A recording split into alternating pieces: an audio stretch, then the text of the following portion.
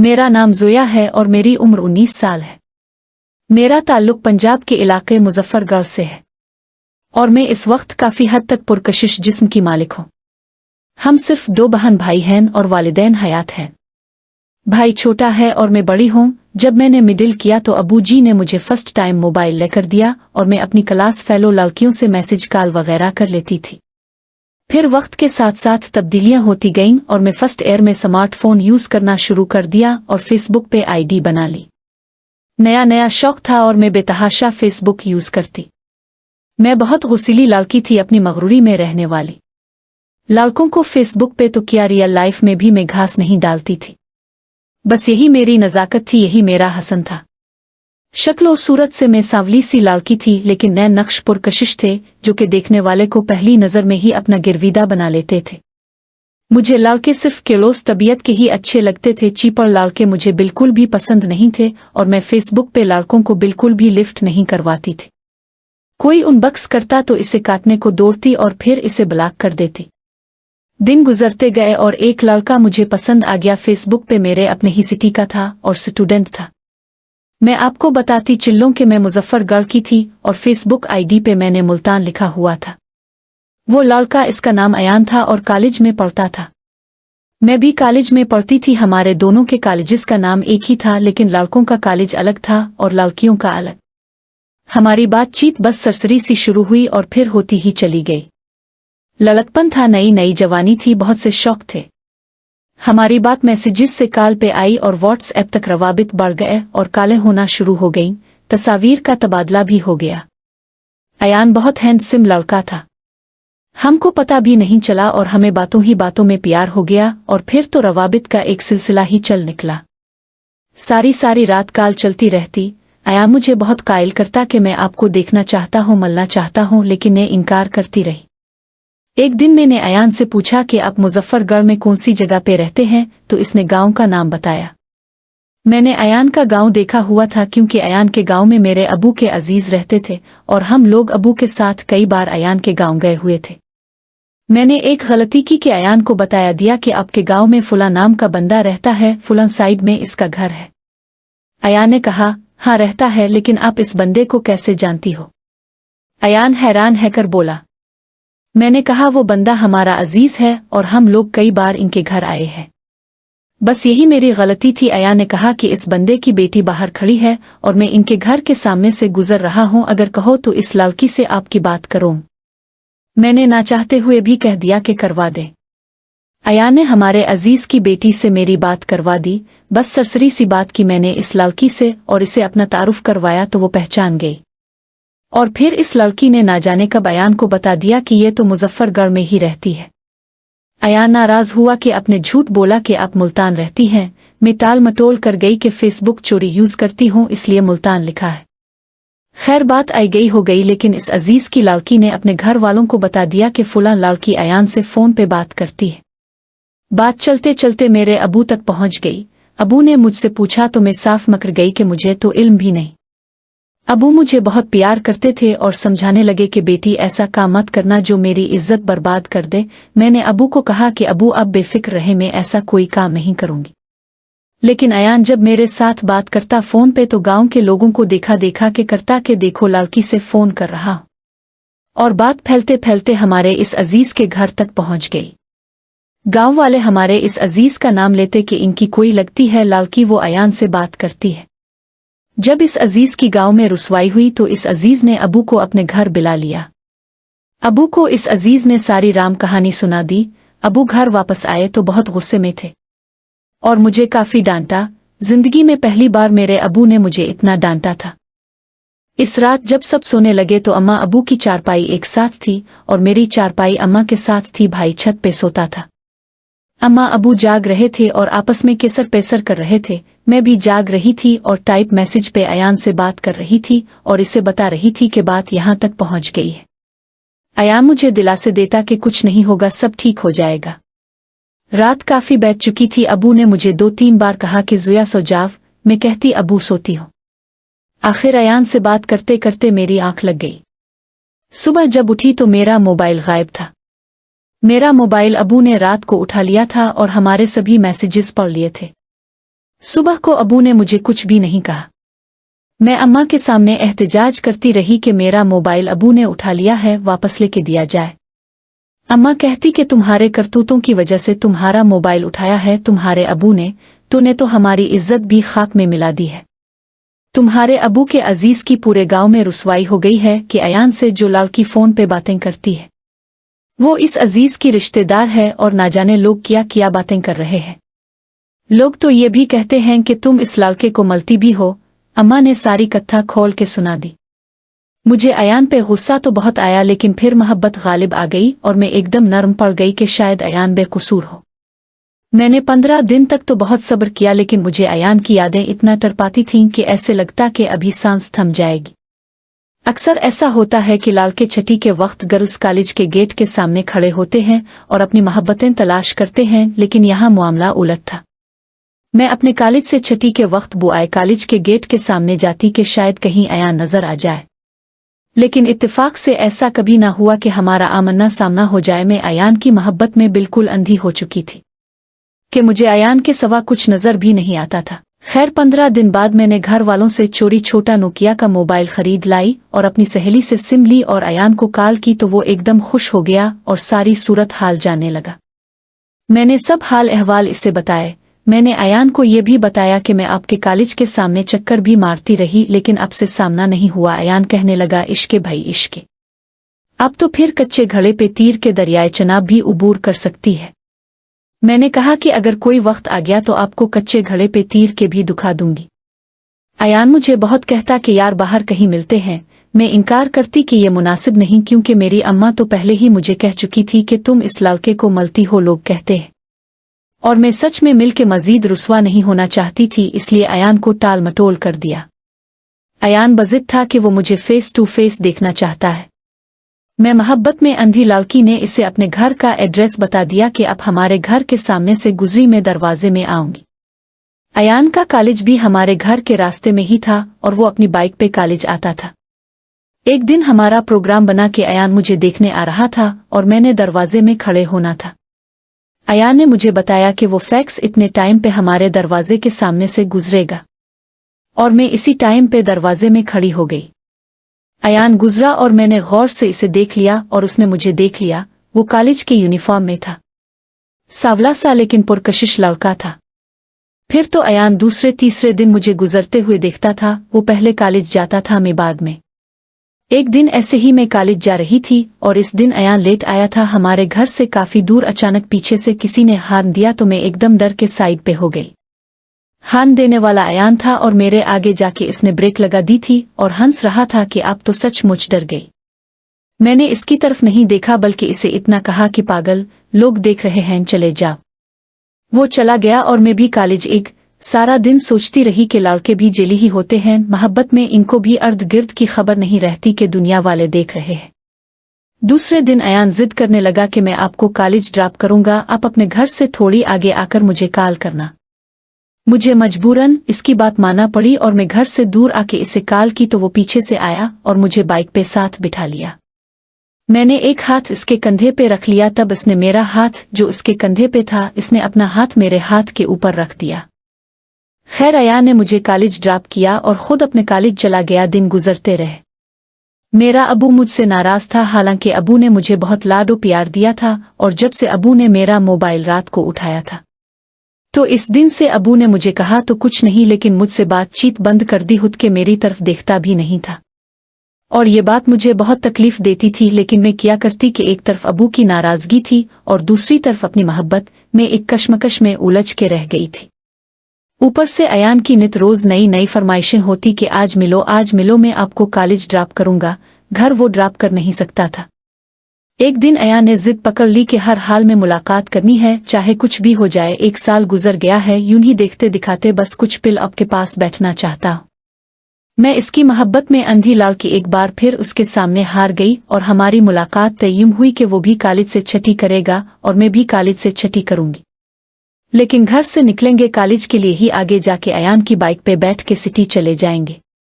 दूसरे दिन ऐसा ही किया, मैं कॉलेज के लिए निकली और घर से दूर जाके अयान को कॉल की तो पीछे से अयान भी आ गया और हम बाइक पे बैठ के चल दिए। हमारी मंजिल कॉलेज नहीं कुछ और ही थी। हम सिटी की तरफ गए। इस वक्त कुछ दुकानें खिली थीं, कुछ बंद थीं। अयान ने मुझे कुछ गिफ्ट्स लेकर दिए और कुछ गिफ्ट मैंने अयान को दिए। फिर घूमते घुमाते हम सिटी से बाहर निकल आए और एक वीरान जगह में पेट्रोल पंप था। इस पंप के पीछे खेतों में हम जाके बैठ गए।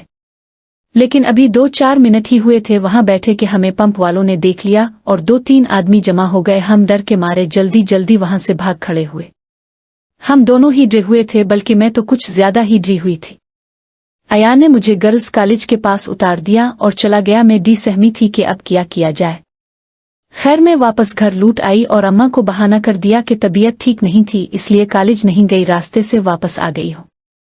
अम्मा मुझे शक की नजरों से देखे जा रही थी क्योंकि मेरे चेहरे के तासुरात बता रहे थे कि मैं झूठ बोल रही हूँ। खैर कुछ देर तक मैं संभल चुकी थी। मुझे मोहब्बत अजीब सी लगने लगी थी। एक अजीब सी कैफियत बुनती जा रही थी और मेरी इस कैफियत से अयान पूरा फायदा उठा रहा था। कुछ दिन ऐसे ही गुजर गए। अयान फिर जिद करने लगा कि मुलाकात करें। मैंने ना चाहते हुए भी हाँ कर दी और एक बार फिर हमें कॉलेज के नाम पे नाटक करना पड़ा और हम कॉलेज जाने के बजाय बाइक पे बैठ के किसी और तरफ ही निकल गए।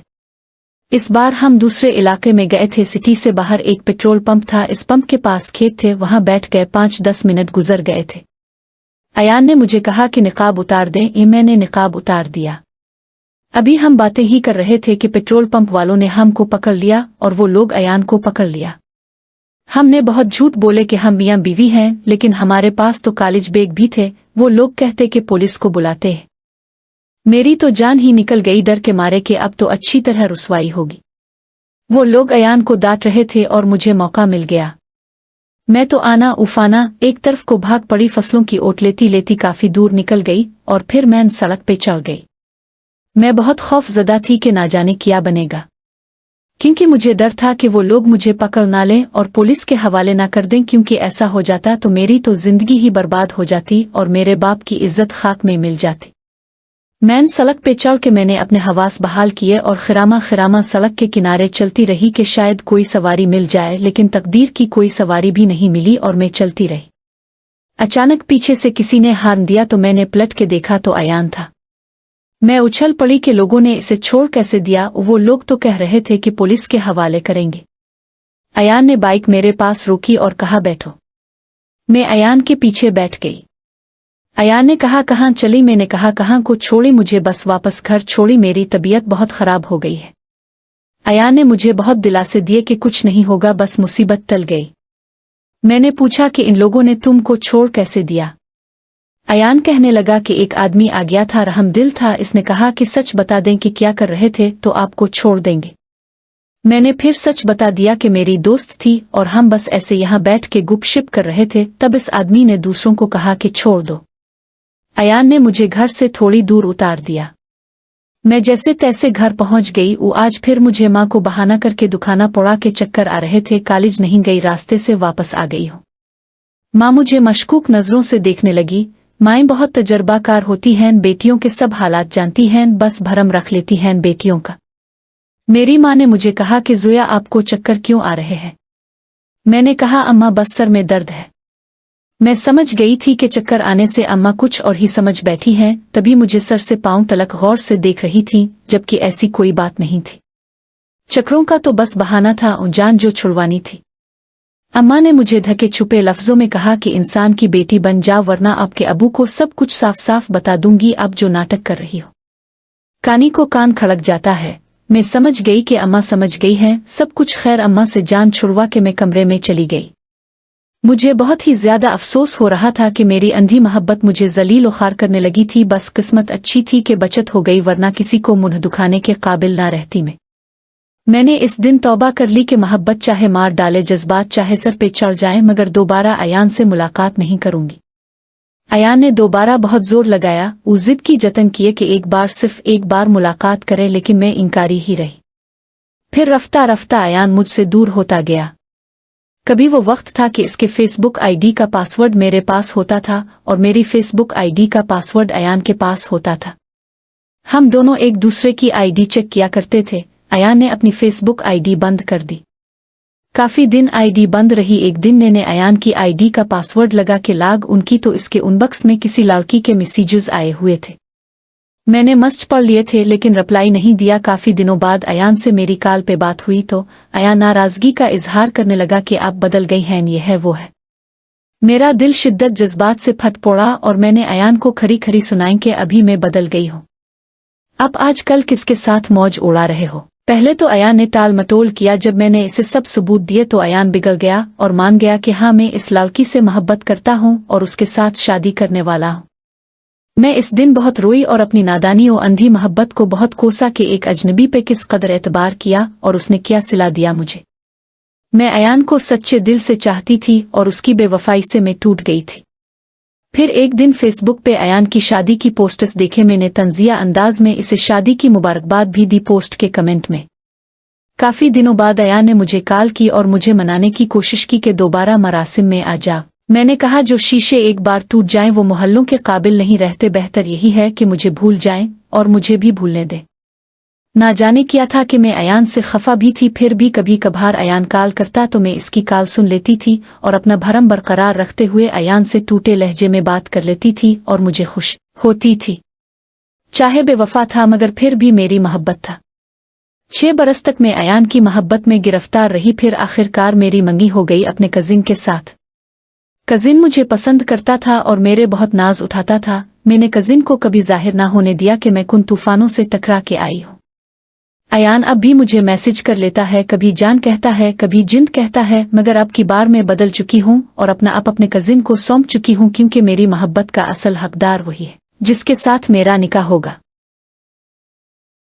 12 साल की उम्र में जब भाभी के साथ बाजार जाना हुआ तो मुझे क्या मालूम था कि ये एक मामूली सा चहलकदमी का सफर नहीं बल्कि एक ऐसा तजुर्बा बनने जा रहा है जो मेरी मासूम आंखों में सामने राजों के दर खोल देगा। हम एक ऐसी दुकान पर पहुंचे जो बाजार की बिल्कुल इख्तितामी कोने में एक जेरे जमीन तहखाने में वाक़ थी। वहां तक पहुंचने के लिए तंग सीढ़ियां उतरनी पड़ती थी और रोशनी भी मध्यम थी। जब हम अंदर दाखिल हुए तो दुकान में सिर्फ 2 अफराद मौजूद थे। एक दरमियानी उम्र का पख्तून साहब जिसकी उम्र करीब 35 से 40 साल होगी और एक नौजवान लड़का जो शायद 24-25 साल का रहा होगा। पख्तून साहब ने बड़ी गर्मजोशी से हमारा इस्तकबाल किया। आइए आइए भाई साहब, क्या बात है, क्या खैरियत है? भाभी ने मुस्कुराते हुए हालचाल पूछा। कुछ आम बातों के बाद पख्तून साहब ने नौजवान लड़के से कहा, जरा बाजार की उस पार वाली मशहूर दुकान से अच्छी खासी चाय ले आओ, मेहमान खास है। लड़का मुस्कुराकर चल दिया। भाभी ने हैरत से कहा, अरे ये क्या बात है, इतनी दूर से चाय मंगवाई जा रही है? पख्तून साहब ने गहरी नजरों से भाभी की तरफ देखते हुए कहा, आज मौका मिला है तो खिदमत में कोई कमी नहीं होनी चाहिए। भाभी ने शरारती लहजे में कहा, अगर मैं कहूँ कि आज कोई खिदमत नहीं चाहिए? नहीं, ऐसा मत कहिए, हम तो पहले ही बेचैन हैं, 2 महीने से घर नहीं गया। पख्तून साहब की आवाज में एक अजीब सी बेकरारी थी। भाभी ने हल्की सी मुस्कुराहट बिखेरते हुए कहा, तो लगता है आपका दिमाग कहीं और ही है। हाँ, आप ठीक कह रही हैं, माल कहाँ कहाँ चली गई पता नहीं, आप खुद ही देख लीजिए। दुकान वाकई सामान से भरी पड़ी थी। एक बड़ा सा काउंटर था जिसके पीछे वो खड़ा था। मैं और भाभी बाहर वाली तरफ एक छोटी सी मेज पर बैठ गए। उसने भाभी से कहा, आप अंदर आ जाइए, जो कुछ लेना है बेहतर तौर पर देख लीजिए। काउंटर काफी ऊंचा था, इसलिए पख्तून साहब के पीछे क्या हो रहा है वो बाहर से नजर नहीं आता था। भाभी उठी और काउंटर के अंदर चली गई। मुझे अपना मोबाइल पकड़ा दिया और मैं एक गेम खेलने लगा। अब भाभी और पख्तून साहब दोनों काउंटर के अंदर थे। मैंने देखा भाभी कभी अलमारी की तरफ देखती, कभी उसके करीब जाकर बैठ जाती तो कभी दूर हट जाती। उनके हाथों में एक अजीब सी बेचैनी थी, जैसे वो बार बार किसी चीज को तरतीब दे रही हों। फिर उन्होंने मेरी तरफ देखकर कहा, अगर कोई फोन आए तो मुझे बताना, और अगर आसपास घूमना चाहो तो घूम लेना। मैंने कहा, नहीं भाभी, मुझे गेम खेलनी है। इतने में पख्तून साहब ने, जो काउंटर पर दोनों हाथ टेके मेरी तरफ देख रहे थे, कहा, अगर यहाँ कोई चीज पसंद ना आए तो काउंटर के नीचे वाले हिस्से में भी देख लीजिए, वहां भी बहुत सा सामान पड़ा है। भाभी ने कहा, हाँ मैं भी यही सोच रही थी कि नीचे बैठकर देख लूं। फिर उन्होंने मेरी तरफ देखकर पूछा, तुम किस रंग की कमीज की बात कर रहे थे? मैंने कहा, नीले रंग की। अच्छा, तुम गेम खेलो, मैं ढूंढ कर लाती हूँ। ये कहकर भाभी आहिस्ता से काउंटर के पीछे नीचे बैठ गई। काउंटर के दाईं तरफ एक बड़ा सा शीशा लगा हुआ था जिसमें भाभी की अक्स मुझे साफ नजर आ रहा था। पहले मैंने ज्यादा तवज्जो नहीं दी कि भाभी क्या कर रही हैं, लेकिन फिर जब पख्तून साहब के चेहरे के तासुरात बदलने लगे तो मेरी तवज्जो उनकी तरफ गई। उसकी सांसें थोड़ी तेज हो गई थीं। मैंने उसकी तरफ देखा तो वो भाभी की तरफ झुका हुआ था। उसके जिस्म में हल्की सी हरकत जारी थी, जैसे वो आहिस्ता आहिस्ता आगे पीछे हो रहा हो। कुछ देर बाद जब मैंने पख्तून साहब से नजर बचाकर शीशे में देखा तो मुझे कुछ अजीब सा महसूस हुआ। मैं पानी पीने के बहाने उठा और बाहर वाले कूलर के पास चला गया। पानी पीते हुए मेरा दिमाग तेजी से काम कर रहा था। फिर मैं अपनी पहली जगह से थोड़ा आगे जाकर बैठ गया, जहां से शीशे में अंदर का मंजर साफ दिखाई दे रहा था। भाभी क्या कर रही थी, ये देखकर मैं हैरान रह गया। भाभी ने पख्तून साहब से आहिस्ता से कुछ कहा, बस अब हो जाएगा, वरना उनकी आवाज मध्यम थी। फिर उन्होंने अपने बाल संवारे, आराम से एक कमीज उठाई और खड़ी हो गई। नरम लहजे में बोली, देखो ये ठीक है? میں نے کہا ہاں بھابھی اچھی ہے. اتنے میں پختون صاحب بولا رکھ دو میں ڈھونڈتا ہوں، اور وہ دوبارہ نیچے بیٹھ گیا.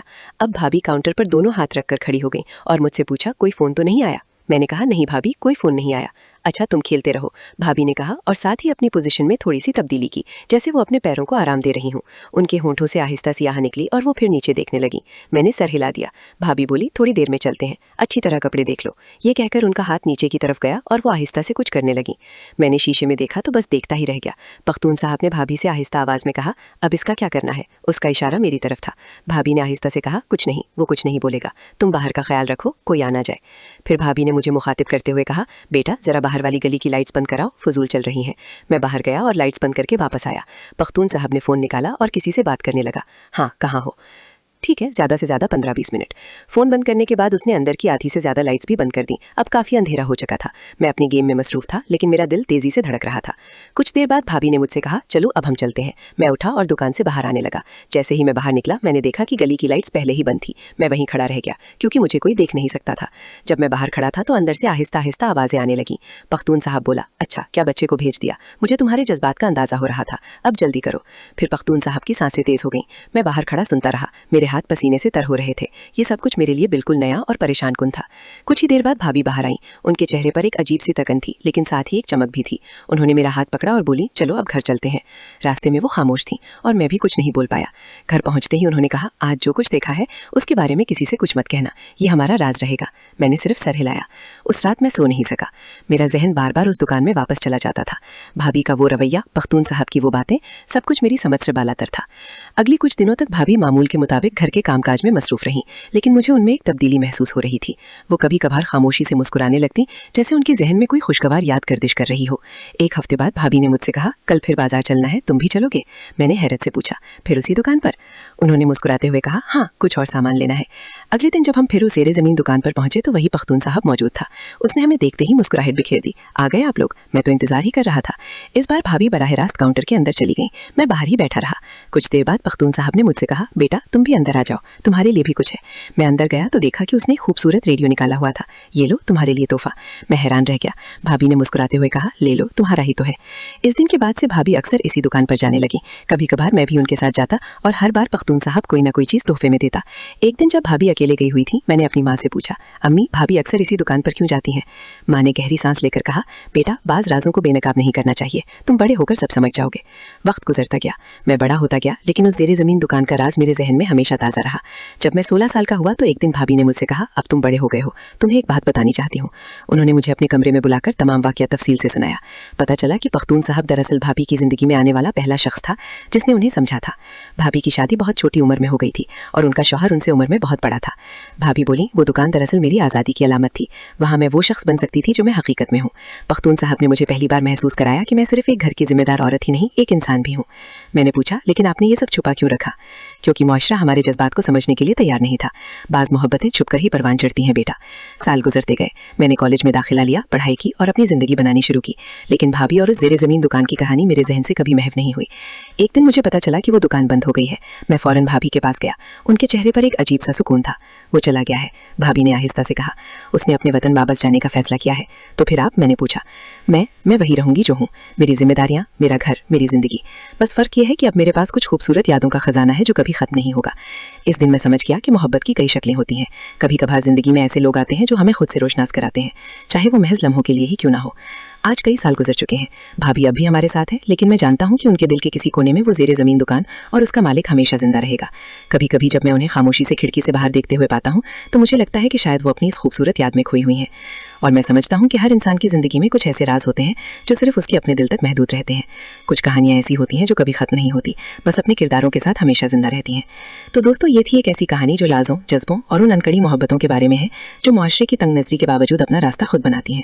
اگر کہانی پسند آئی ہو تو ضرور بتائیں گے، اور ہاں چینل کو سبسکرائب کرنا مت بھولیں کیونکہ ایسی ہی اور دلچسپ کہانیاں آپ کا انتظار کر رہی ہیں.